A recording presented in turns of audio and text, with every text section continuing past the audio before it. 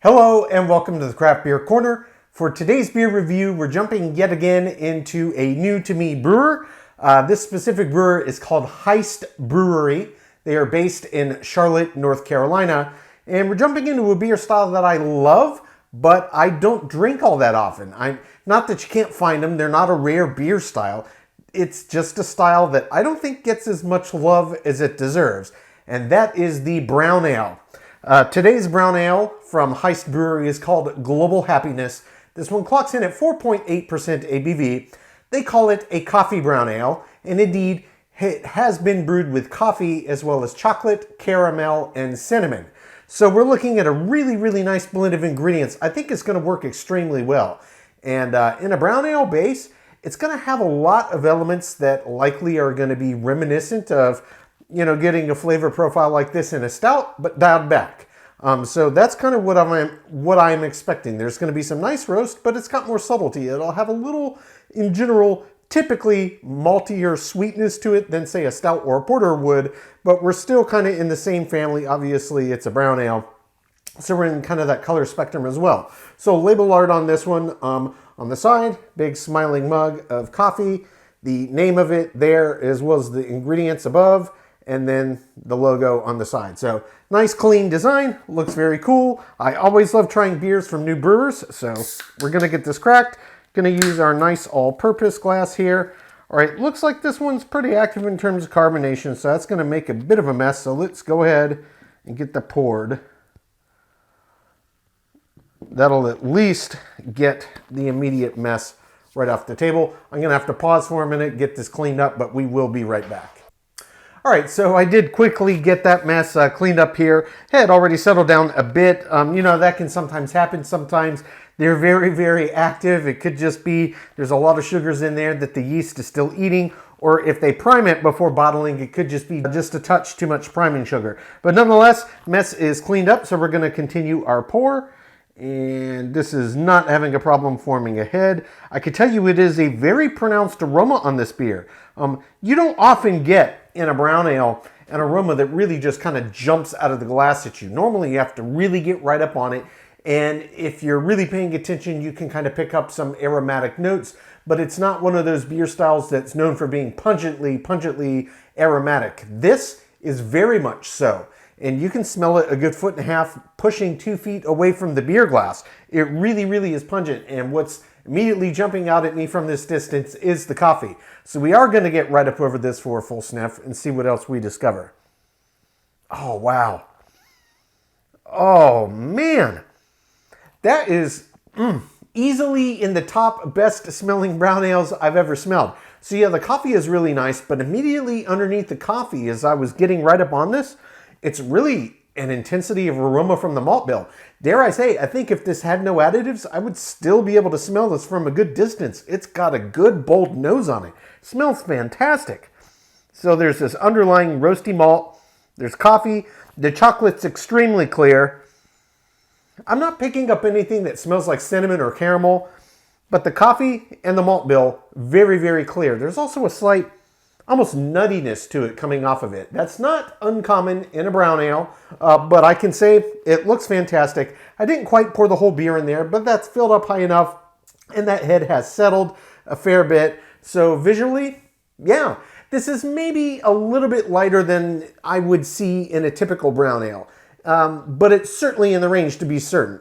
This is probably more truly close to the color brown, hence the name. But typically they tend to be a bit darker than this. This is almost a really deep caramel color. So it does truly look brown.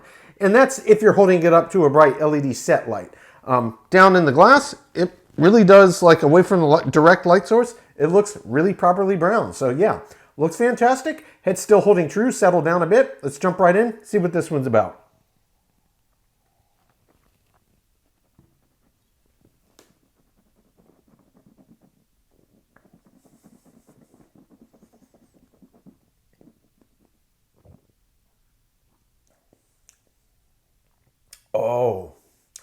Oh yeah.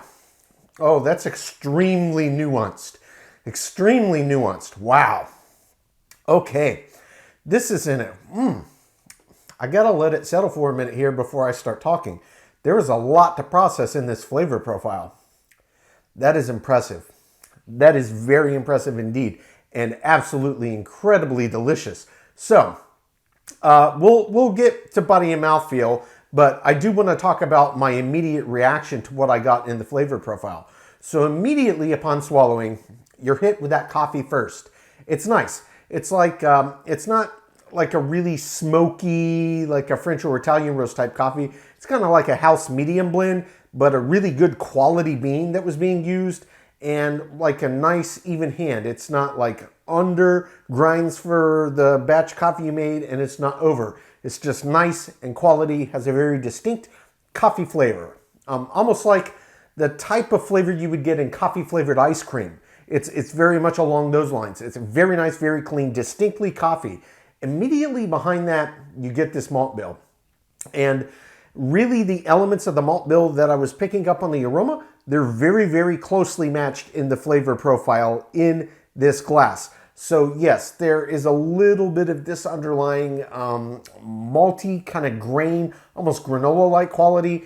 There is a good bit of caramelization and caramel. I am not sure if that's coming from the added caramel that they put in this beer or if that's from the malt itself. I would presume it leans a little stronger into the malt itself, but certainly having added the caramel isn't going to hurt the cause. But it's very, very nice. It's rich.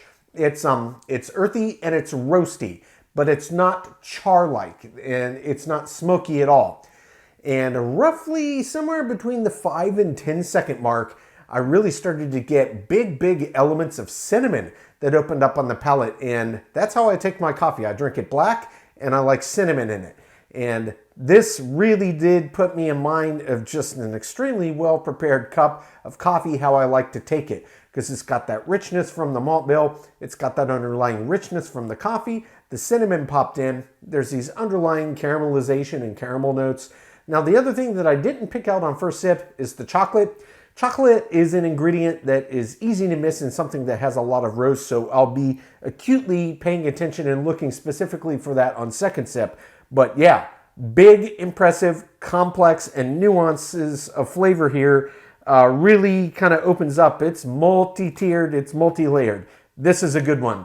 Let's jump back in. We'll pick apart the body and the mouthfeel. I'll really acutely hone in on the flavor profile. We'll talk about this balance in the finish, but first sip, I love it.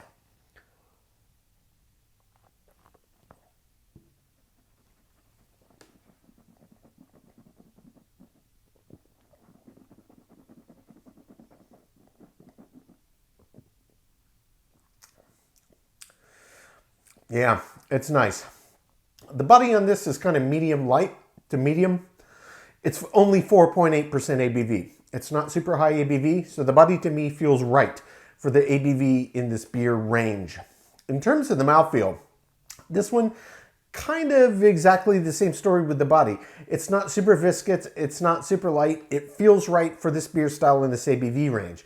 The other thing I could tell you is, as you agitate around the palate, it does really fill up the entire cavity. It gets very creamy, very foamy as you agitate. And it does a really good job of coating the flavors on the palate.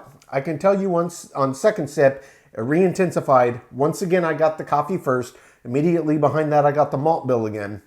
And once again, around the 5 to 10 second mark, I got the cinnamon to pop out again. And there's still this underlying bit of caramel flavor. So again, that could be the caramelized malts, could be from the addition of the caramel, but it tastes fantastic, all put together.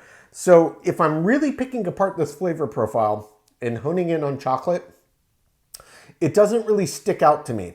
And chocolate or cocoa or cacao, depending on whatever, mix of various ingredients with the actual cacao bean ground itself that a brewer decides to put in, is an ingredient that can easily get lost, particularly in a beer that's got a lot of roasty malts in it and or a beer that has a lot of forward hop bitters. There's a little bit of a bitter sense, but to my palate, I would say if I had to put an IBU number on it, maybe in the 20 to 25 range. It's not pungently bitter at all. It's not an IPA. It's not supposed to be. There's enough there that, it feels and tastes like a beer and presents itself as one, but it's not astringently bitter at all. It's not off-puttingly bitter. Like people that like darker roasty beers but hate IPAs, this one would be fine. And kind of the sense of the bitters that I get out of this is very much kind of earthy and roasty, which pairs extremely well with their added ingredients in this. So altogether, I got to say, this is an extremely well put together package. Kind of their mug of coffee on the label. Yeah, that's what it puts me in mind of. It puts me in mind of a beer version of a really good cup of coffee. That's what it reminds me of. And this is not on the level of a coffee stout. It's nowhere near that big. It's in a brown ale base. And every time I have a brown ale, I always find myself coming away from it thinking, why aren't there more brown ales in the marketplace? Why isn't this style any more popular than it is? It really, really should be. And of course, it is more popular in other countries. I am strictly speaking from the perspective of an American living in America. They're not hard to find. You can find them, but I mean, you're almost lucky if you find one on a tap at a bar, unless they have a really big selection, wide array of beers from which to choose. They might have one, possibly two if you hit the jackpot on the tap, but I really, really like it. It's kind of all the best parts of those bigger, heavier styles, like a porter, like a stout, like a strong ale, but in a lighter format. So lower ABV, it's not quite as big and in your face, which makes it easier to enjoy, say when the weather is warmer. It also means that, yeah, if you're feeling sporty and you want to have that extra beer, well, this one's not even 5% ABV. Indeed, this ABV is only a tick higher than a Bud Light. Go ahead and have two. Enjoy. So yeah, really, really nice. I gotta say, I really, really like it. In terms of the balance of ingredients on this, I don't want to dock points because the chocolate to my palate is getting lost. It's just the nature of the beast in a beer like this with what they put into it. But everything else is so exquisitely balanced and so extremely clear, and you can pick it out immediately, that I gotta say, I gotta go on my gut here, and I believe that the chocolate is just binding too well to that undercurrent and underpinning of the roastiness from the malt bill in tandem with the coffee. So it's just really kind of impossible to pick out as, oh, that's chocolate. If they had lactose in here, I'm sure that I could, but I'm glad there's no lactose. This is just a brown ale with some additives. In terms of where this finishes, brown ales are not a beer style known for an extremely long finish, and this one is extremely different in that regard, and it's impressive. It's not like an outlier in a bad way. This has a lot of additives in it, and it does drive out the finish on this beer. Notably, the underlying coffee is the biggest driver, but surprisingly so. It still has this present underlying grain quality from the malt bill. It's clearly roasty grain and almost cereal and granola-like paired with that coffee. And it's not an intensity of flavor that lingers, but it lingers long after each sip. I mean, well in excess of a minute, minute and a half after each sip. It's impressive. You don't often get that on a brown ale, and this tasting as good as it does and being as well put together as it is, I think it's a real treat. You get a lot of enjoyment, a lot of mileage out of each sip, and I am a huge fan of this one. I'm going to take my time, sip on this beer, count my scores. When we come back, we will get this one ranked from top to bottom.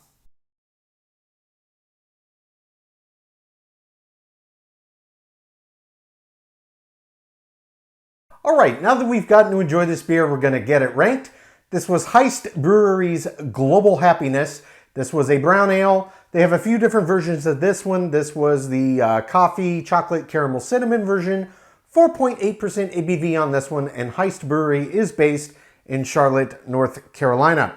So this was just an extremely well done brown ale. I was impressed all the way from start to finish. And yet again, we have one of these illustrious few, maybe up to 13, 14-ish out of the hundreds and hundreds I've reviewed to date, that did indeed achieve a perfect score in all categories. And this was an easy perfect score for this beer. It just checked all the boxes from top to bottom in every facet. This is just a perfect example of what a brown ale is. And yes, I've had other brown ales with additives in them. This was by far the best I've had with additives. And I've had some beers that in this style with no additives that I would say, yeah, that's a perfect brown ale. I would also give it top marks in all categories, though I don't think I've reviewed one on this channel, so I'll have to get my hands on one. There's one or two I can think in the back of my brain, but easily, this is top 3 or 4 best brown ales I ever had. They absolutely nailed it on this one. It's a style, I know, it doesn't get as much love in my opinion as it deserves. Guys, if you're not really into brown ales, you don't ever go for them. You go for the bigger, heavier, darker stouts. You go for the porters. You go for the strong ales, the barley wines. And believe me, I love all of those as well. But do yourself a favor. Break the trend. Try something different. Try something new. Grab a brown ale. These are really, really good beers with a lot to offer. They're not as heavy. The ABV's lower. You can have a little more. And this was just a wonderful example of just how interesting and great this beer style is. And indeed, a great example of like what a fine canvas it is for additives. This just checked every box for me. Top to bottom, it was a perfect example of a brown ale. I cannot recommend this enough. Folks, that's today's review. As always, I do sincerely appreciate you tuning in today. Please don't forget to like, comment, and subscribe. And if you want to stay in the loop when our videos go live, just turn on your notifications, hit the bell icon. It's right next to the subscribe button. Until next time, keep it beer, keep it craft. We'll see you on the next one. Cheers.